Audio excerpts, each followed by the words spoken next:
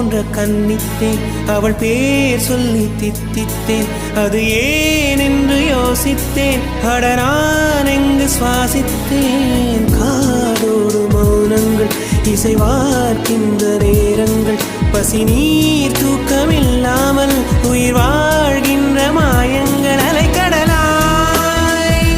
இருந்த மனம் துளி துளியாய் சிதறியதே ஐம்புலனும் என் மனமும் எனக்கெதிராய் செயல்படுதே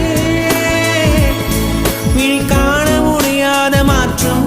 அதை மூடி மறைக்கின்ற தோற்றம் ஒரு மௌன புயல் வீசுதே